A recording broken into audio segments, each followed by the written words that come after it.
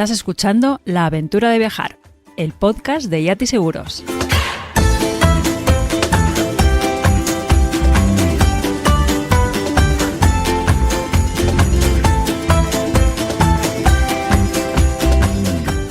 Hola Trotamundos, arranca aquí un nuevo podcast de La Aventura de Viajar que hoy vamos a dedicar a conversar con Agustín Hostos, la persona, el viajero que hay detrás del proyecto Soy Tribu. Agustín tiene algo de hombre orquesta. Se trata de un aventurero que viaja en moto y que además es guionista, reportero y director de un increíble proyecto audiovisual llamado Soy Tribu. Este yerenense partió en 2017 con 27 años a dar la vuelta al mundo en una vieja moto. Y lo hizo para conocer el mundo, pero también para concienciar y difundir los valores y el conocimiento de tribus y comunidades indígenas que corren un grave peligro de desaparición en el mundo. Hola Agustín, qué bueno estar hoy hablando contigo. Gracias por atendernos. Hola Pablo, ¿qué tal? ¿Cómo estás? Un gustazo compartir este espacio y compartir también anécdotas sobre el maravilloso mundo y el arte de viajar. Si te parece, empecemos por el principio y te pregunto qué te llevó a dejarlo todo para irte a viajar y además a hacerlo con un proyecto. Pues, a ver, comencé en noviembre de 2017, pero ya estaba implantada la semilla en mi cabeza y sobre todo en mi corazón desde 7 años atrás, que consistía en llevar a cabo el sueño de dar la vuelta al mundo en motocicleta documentando tribus nativas y contemporáneas. Entonces, nada, pues un día dije, ya, tengo que vender todas mis cosas, tengo que cerrar mi vida en España y lanzarme a viajar de forma permanente y ojalá a conseguir hacer de mi viaje mi trabajo, ¿no? Porque siempre consideré que tenía que ser un proyecto tan a largo plazo que iba a necesitar que el propio proyecto tirase de sí mismo de alguna manera. Yo lo que tenía entendido es que tú habías estudiado Derecho y que sí que estabas, bastante bien asentado en el mundo audiovisual, creando contenidos para empresas audiovisuales, pero ¿había algo que no cuadraba, con lo que no estabas satisfecho como para querer irte? A ver, yo tenía una vida bastante cómoda en Madrid, me iban muy bien las cosas, estaba a punto de abrir una productora audiovisual, cada vez había más trabajo, más encargos, más todo, pero sentía que algo no me llenaba completamente y que tenía como pues un sueño constante, ¿no? Pero un sueño literal, o sea, se me repetía en sueños el estar por ahí viajando, descubriendo, pero no pues como hasta entonces lo hacía, que era en mis vacaciones de mochilero, juntando unos días aquí y allá. Quería hacerlo pues de forma permanente y sobre todo sin un calendario que determinase mi ruta y que fuera la ruta la que determinase mi calendario. Entonces, nada, pues fue germinando poquito a poco la idea de hacer una vuelta al mundo en moto muy lenta con un proyecto documental y dije, bueno, pues sabiendo el tiempo que lleva editar todo ese contenido y hacer las cosas bien hechas, pues dije, ya, esta tiene que ser mi forma de vida y ahí me lancé. De hecho, no sé, los planes iniciales, el tiempo ha demostrado que habías hecho un cálculo un poco erróneo de lo que te iba a llevar a dar la vuelta al mundo, porque creo que habías pensado que iban a ser 4 años, pero ese tiempo es el que llevas atascado, se podría decir, en América. ¿Qué tiene ese continente que te ha hecho romper tus planes? Pues mira, a ver, lo primero es que tuve un cálculo completamente erróneo del tiempo que me iba a llevar no solo editar, sino también la parte de producción, ¿no? De buscar, de conseguir, pues al final estoy buscando seres humanos con mensajes de vida y encontrarlos no siempre es sencillo. Eso por un lado y por otro que América es un continente tan vivo, late tanto, vibra tanto que es imposible que al que viaja por ella de forma verdadera, auténtica y genuina no le atrape de forma irremediable. Porque tiene algo, es muy variado, es muy vivo, está todo muy a flor de piel, es un continente muy fértil, muy, no sé, creo que la fusión que hay entre culturas originarias y culturas más occidentales y el resultado que ello produce, a mí al menos me fascina tanto que efectivamente llevo 5 años y apenas he terminado Sudamérica, voy ya por Centroamérica y calculo otros 2 años hasta llegar a Alaska. Sí, sí, bueno, viajar lento es una maravilla, es realmente la manera de empaparse de los lugares y las culturas, y más si se está de trabajo, que tú también en el fondo viajas, desde luego, pero estás trabajando. Tu viaje empezó en noviembre de 2017 en Santiago de Chile, volando hasta la capital de Chile. ¿Cómo fue la ruta así a grandes rasgos en estos años? Sé que ha sido bastante, no diré caótica, pero sí serpenteante por el continente, pero para que los oyentes se hagan una idea. Caótica la define bastante bien, de hecho. Bueno, pues a ver, comencé en Santiago de Chile, como bien dijiste. Fui hasta el sur del país, luego me pasé a Argentina, llegué hasta Ushuaia, Tierra del Fuego, el extremo sur de Sudamérica. Después subí, atravesé lo que es Argentina Central, de lado a lado, llegué a Buenos Aires, de ahí pasé a Uruguay, donde hice una vuelta completa, subí por Brasil, por el litoral hasta la Guayana Francesa, Suriname, Guyana, unos países bien particulares que hay ahí a donde casi nadie va. Hice el sur de Venezuela, volví a Brasil, recorrí Brasil entero por la Amazonía hasta Paraguay. Esto quiere decir que bajé de nuevo todo el continente. Hice el norte de Argentina, el norte de Chile, Bolivia, Perú, Ecuador, Colombia, donde hice 2 vueltas completamente caóticas y sin sentido, pero porque el destino y la pandemia así lo quisieron. Luego Panamá, Costa Rica, Nicaragua y Honduras, que es por donde va el viaje actualmente. Ese ha sido el periplo. Bueno, tremendo. La verdad es que además indicas en tu web que llevas más de 85.000 kilómetros, 91 tribus documentadas, 176 episodios de YouTube, porque vas subiendo uno semanal aproximadamente a tu canal, y a día de hoy el proyecto es seguido por más de 4 millones de personas entre YouTube, Facebook, Instagram. La pregunta es si sientes el peso de la responsabilidad de que tus vídeos los vea e impacten a tanta gente. Muy buena pregunta, Pablo. La verdad es que siempre intento olvidarme de cuánta gente lo ve para que no me predetermine y no me afecte, ¿no? Si me pongo a pensar mientras estoy haciendo lo que hago, que tal vez al decir una cosa puede ser que cierto sector de gente, pues sabes, al final pierdes autenticidad y dejas de ser tú. Trato también de no gustar a todo el mundo y de ser yo. Y al final, cuando uno es uno, sintonizarás más con unas personas que con otras. Yo lo que trato todo el tiempo es de que el proyecto esté vivo, que sea auténtico, y para eso tengo que estar yo vivo y ser auténtico. Sí, cuando veo los números a veces pueden abrumar un poco y digo, joder, macho, esto, Dios mío, es que ya dejo incluso de dimensionar la cantidad de seres humanos que lo ven, porque a partir de cierto número ya no te puedes imaginar físicamente a más de 10.000 personas. O sea, es que es muy difícil.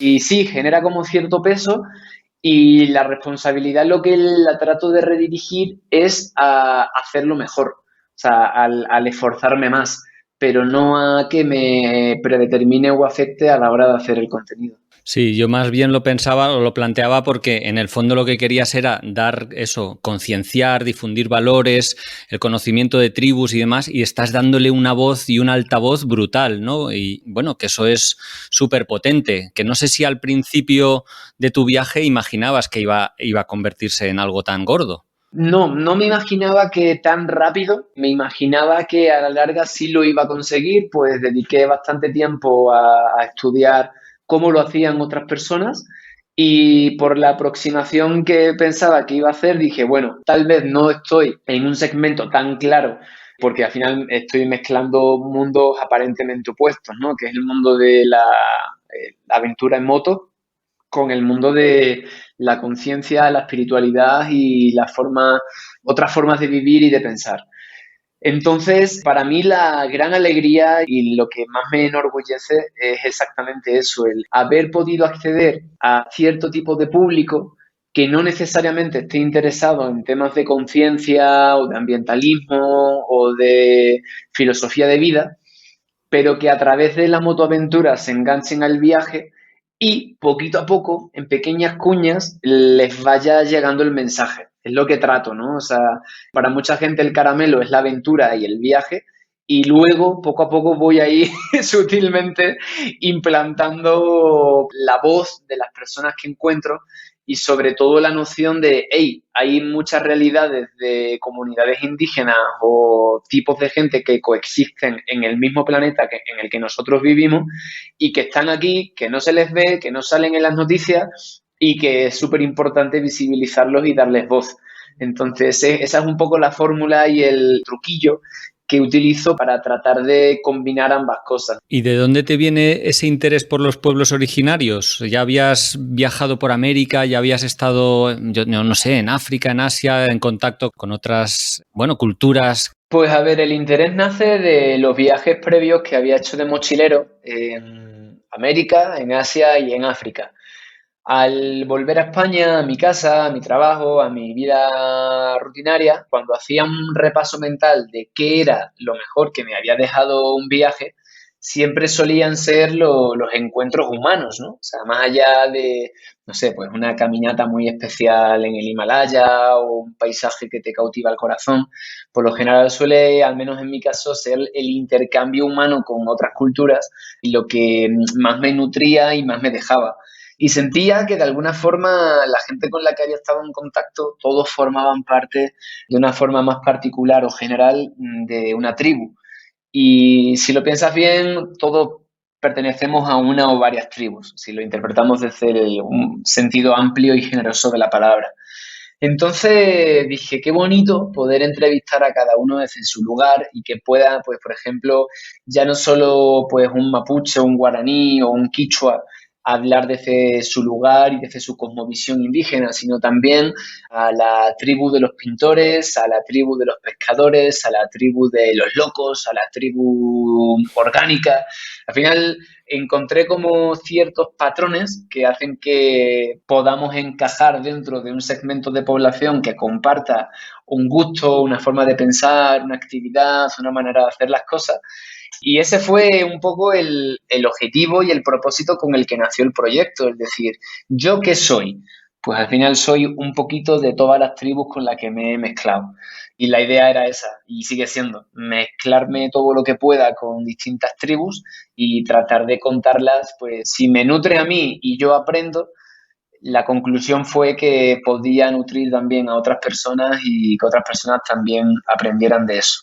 ¿Qué cosas estás encontrando o cuáles son estos nexos en común que decías entre diferentes tribus que estás entrevistando? Yo creo que los patrones que comparten casi todas las tribus que conozco son referentes a la forma y la manera en la que desarrollamos la vida y las actividades en la vida. Encuentro un patrón muy claro que es vivir de una manera menos invasiva con el medio ambiente o algo más orgánica. Encuentro también un patrón muy claro de tratar de pensar por nosotros mismos y sentir por nosotros mismos y escapar un poco de los dogmas y los cánones sociales.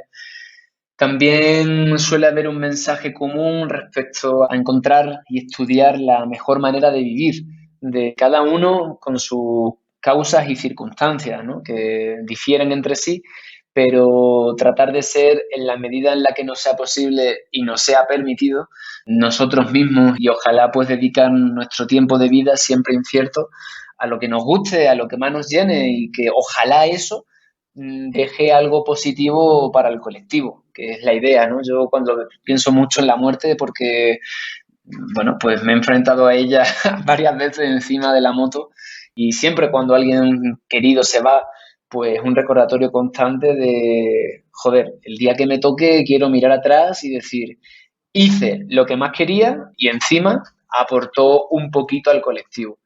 Entonces, nada, esos son algunos de los patrones que he encontrado entre las distintas tribus que he ido entrevistando. Y no sé si se podría decir, eres optimista respecto al futuro, porque en tus documentales se ve pues cómo peligra la tradición, la cultura indígena. Yo lo veo complicado. Yo trato de ser optimista, pero sin dejar de ser realista. Y la verdad es que la globalización y el avance del estilo de vida que se pregona en televisión y digamos cuáles son los valores o el tipo de vida que se muestra como el válido y el que tiene una mejor consideración social, pues hace que sí, que peligre todo esto, la verdad. Al final, yo creo que si quieres llevar una vida completamente orgánica y fiel a tus tradiciones, tío, pues la forma más posible en la que eso perdure y se preserve es viviendo bien alejado en la selva o muy arriba en la montaña.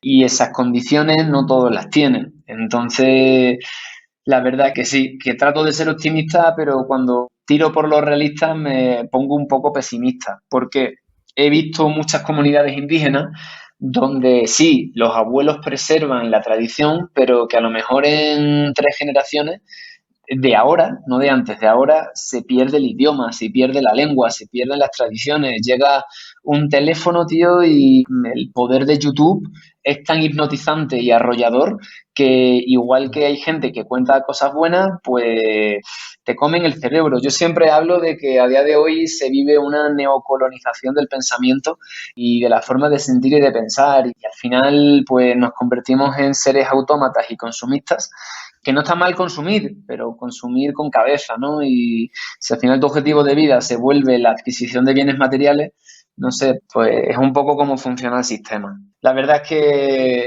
el futuro es un poco gris en ese aspecto. Sí, sobre todo es el salto radical, ¿no? De muchas veces nosotros, la evolución de nuestra sociedad ha sido muy progresiva con el tiempo hacia este sistema capitalista, se podría decir. En su caso es a veces saltos muy brutales, supongo. Me gustaría preguntarte algo así un poco práctico, ya cuando te veo a ti circulando en la moto, documentándote, ¿cómo llegas? ¿Cómo contactas con esas tribus? Supongo que solicitas el acceso, el permiso de estar allí. ¿Cómo gestionas el contacto con ellas? El gran misterio de la vida hace que llegue de forma completamente sorpresiva a estas personas, o al contrario, que estas personas lleguen a mí.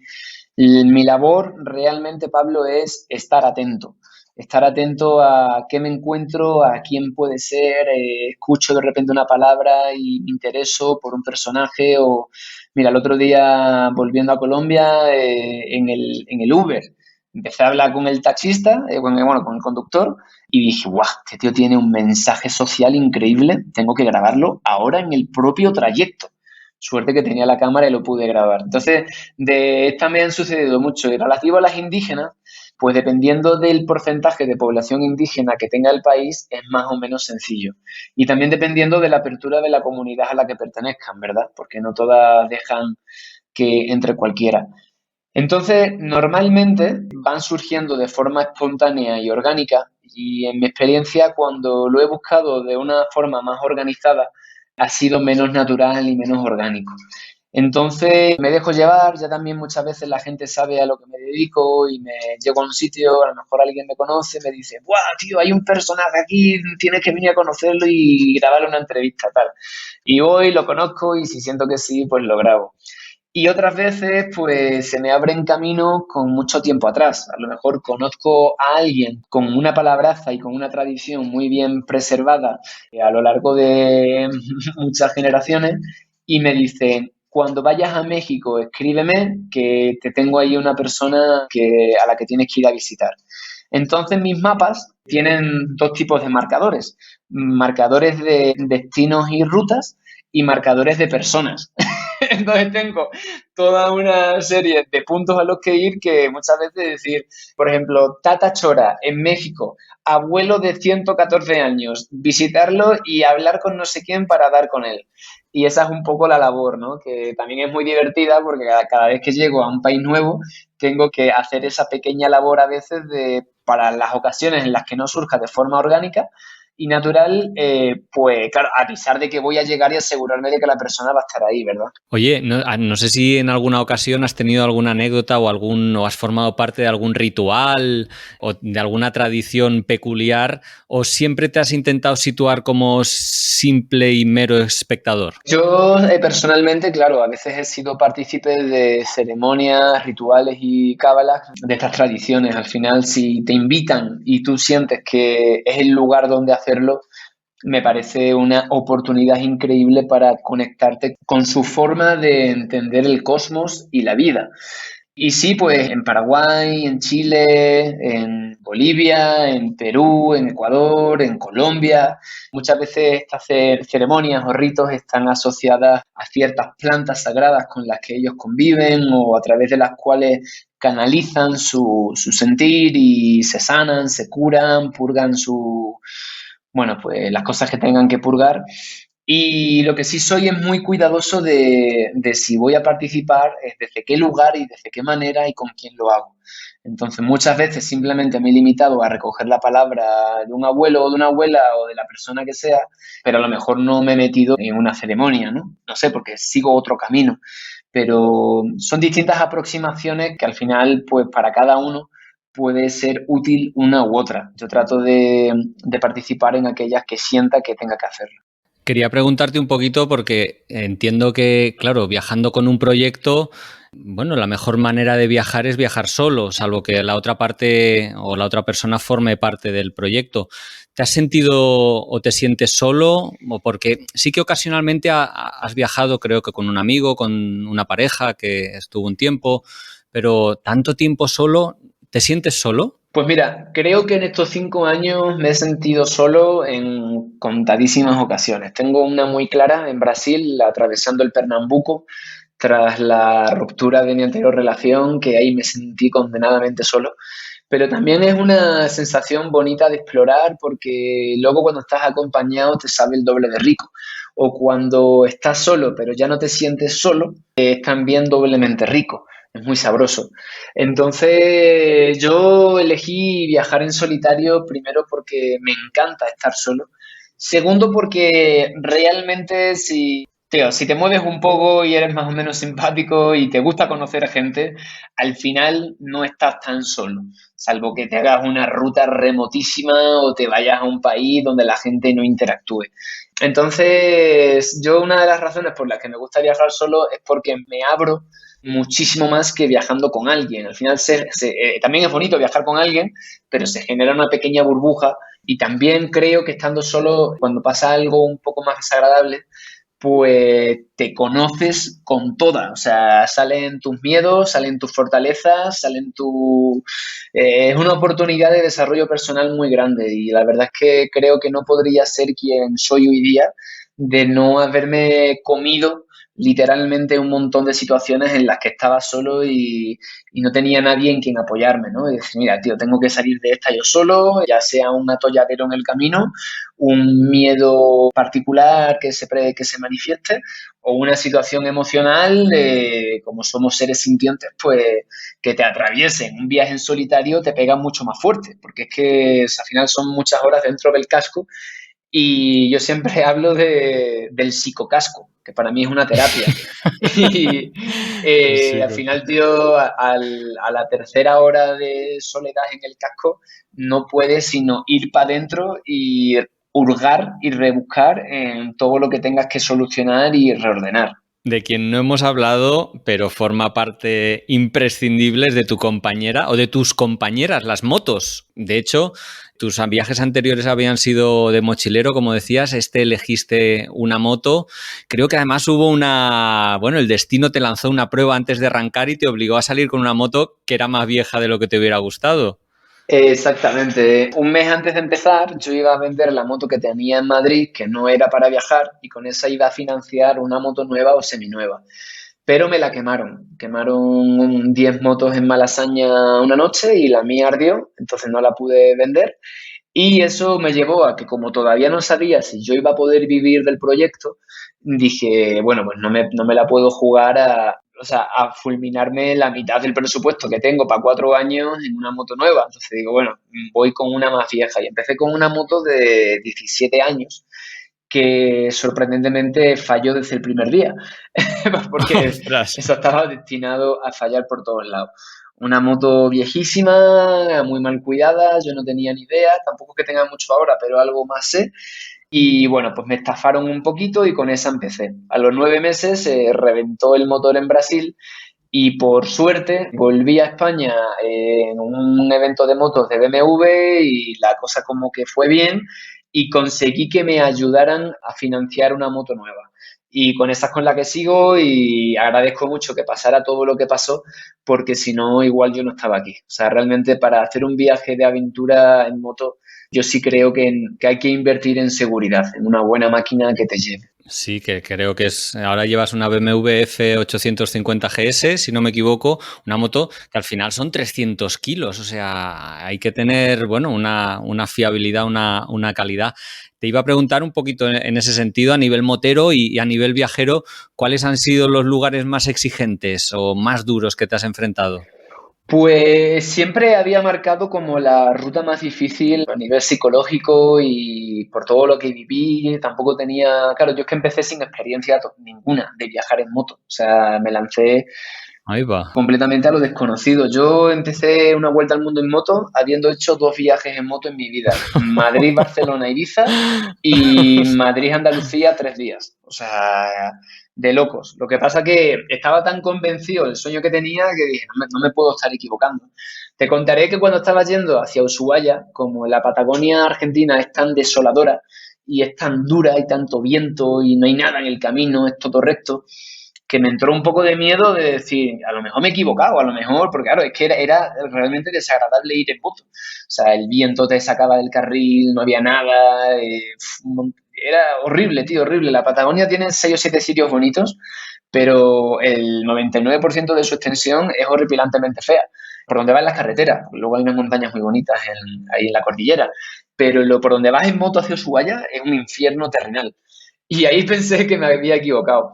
Entonces, bueno, pues al final, yo qué sé, creo que si te guías por la intuición y por decir creo que sí, que con esto tiro, pues acaba saliendo. Luego, Guyana, que es el que te iba a comentar antes, hay un tramo de casi 500 kilómetros de tierra y barro, que es la única vía por la que puedes ir de Guyana a Brasil.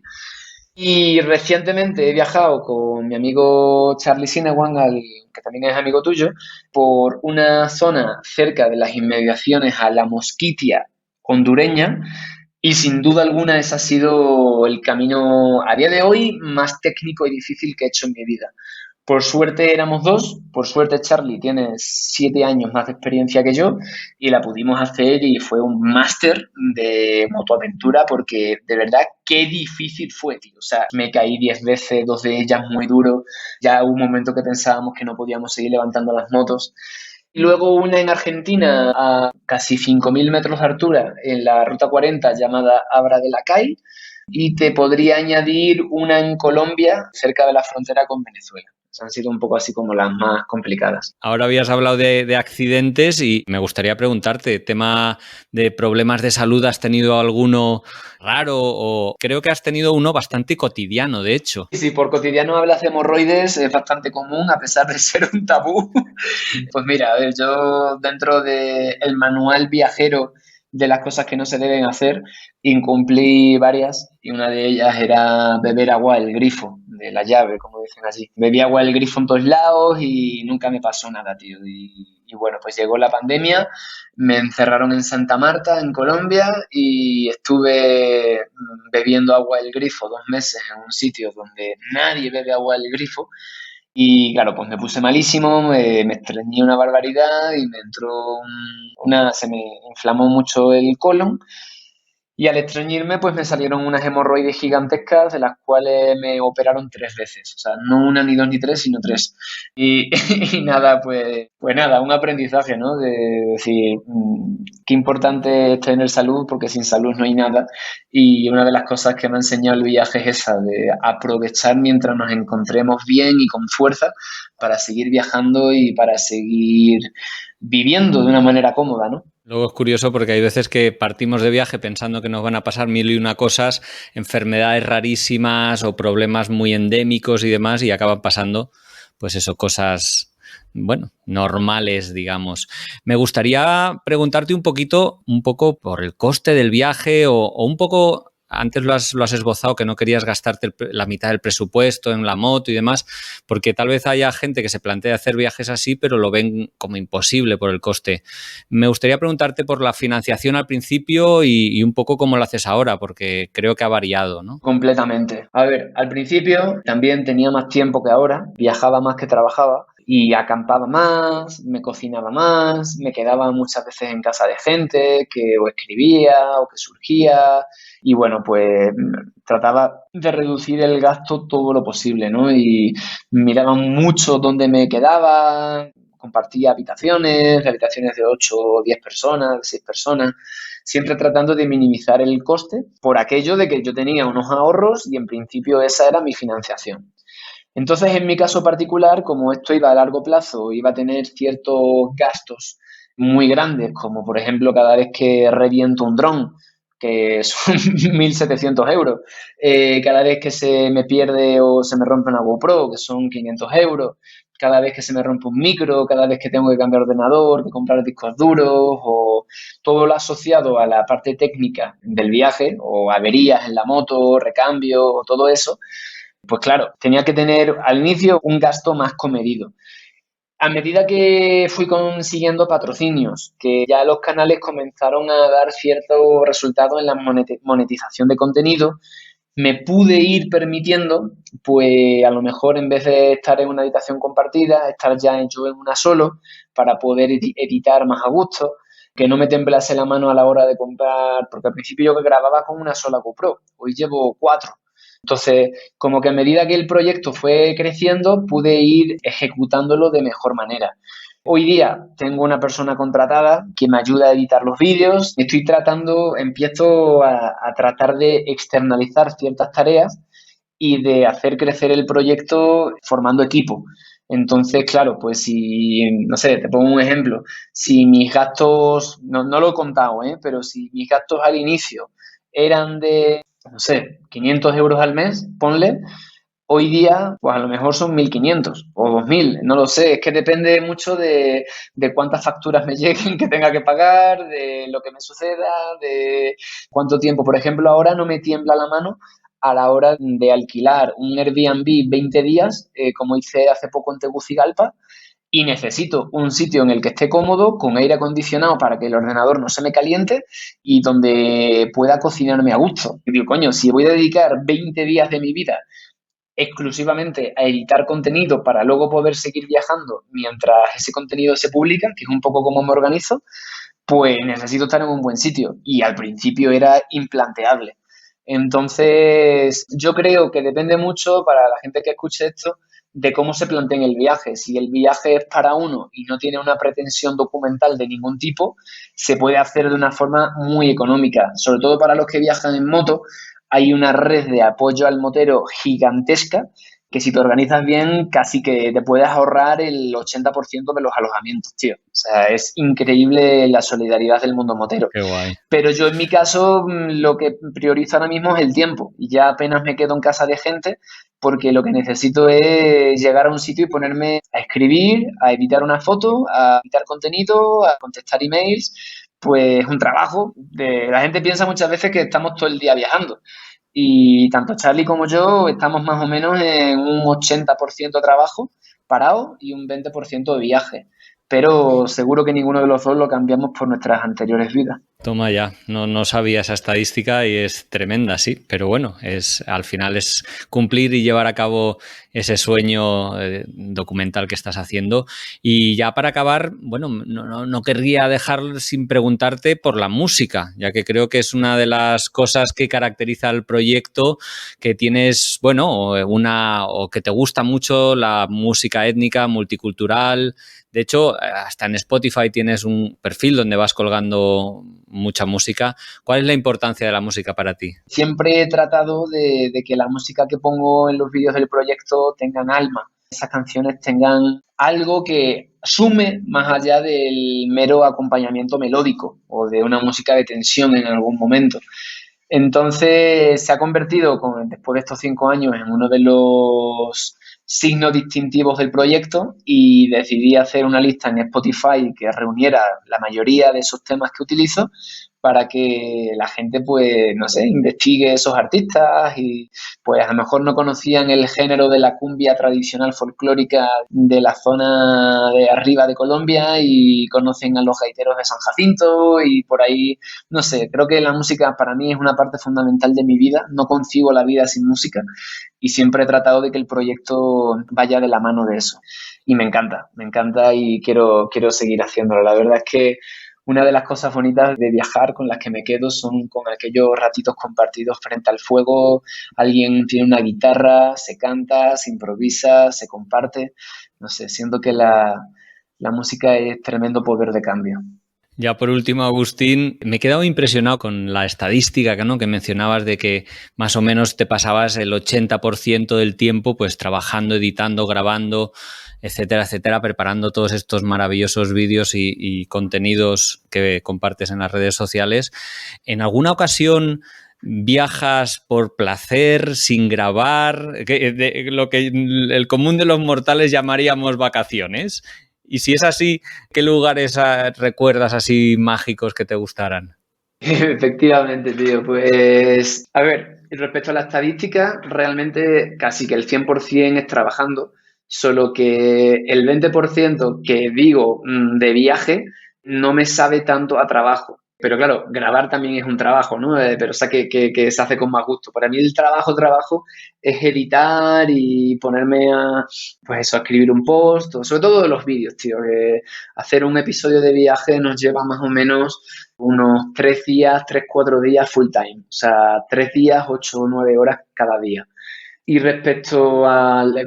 Perdón, me he desviado. Sí, respecto a si no te tomabas vacaciones en el viaje, de viajar sin grabar, simplemente disfrutar, incluso dejando la moto a veces, no sé si no te has cansado de ella en alguna ocasión. Sí, me gusta de vez en cuando aparcar la moto y ahora pues el destino hace que esté volviendo recurrentemente a Colombia.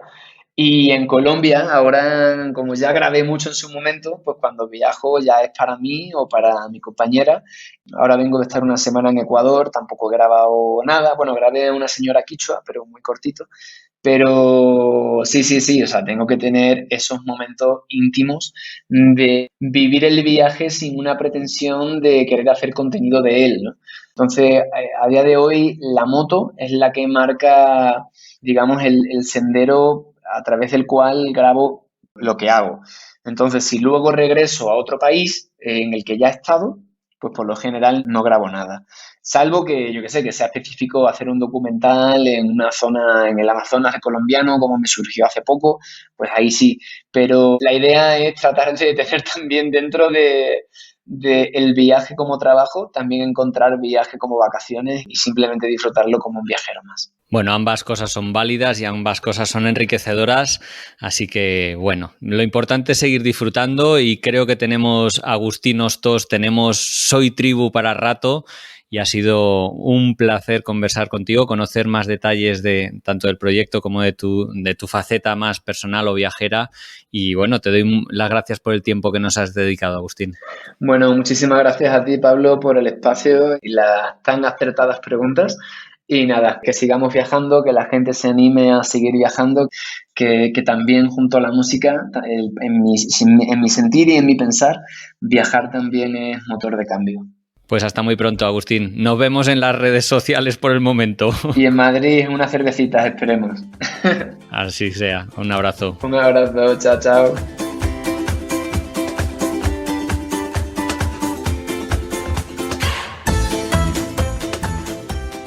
Y hasta aquí el programa de hoy, que ojalá te haya resultado interesante para conocer un poco mejor este proyecto que es Soy Tribu y a su autor, a Agustín Hostos. ¿Ya le conocías? ¿Qué te ha parecido? Te animo a que nos lo cuentes en los comentarios de iVoox o en la entrada del podcast que colgaremos en el blog de Yati Seguros. Ahí también encontrarás más información de Agustín, como su web, redes sociales y fotos de algunos de los lugares de los que hemos hablado. Recuerda que viajes donde viajes es importante contar con un buen seguro que te cubra los 1001 problemas que pueden surgir en cualquier viaje. y que viajes solo, en pareja o en familia, hay un seguro adecuado para cada periplo. Por ejemplo, si vas a hacer un viaje de larga duración como el de Agustín, te interesa nuestro IATI Grandes Viajeros.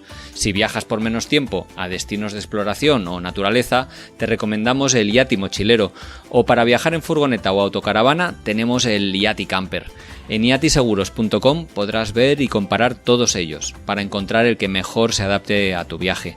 Y si tienes dudas o nos quieres hacer llegar alguna sugerencia o pregunta, lo puedes hacer en los comentarios de este programa a través de las redes sociales donde somos @iatiseguros, o nos puedes escribir un email a podcast@iatiseguros.com.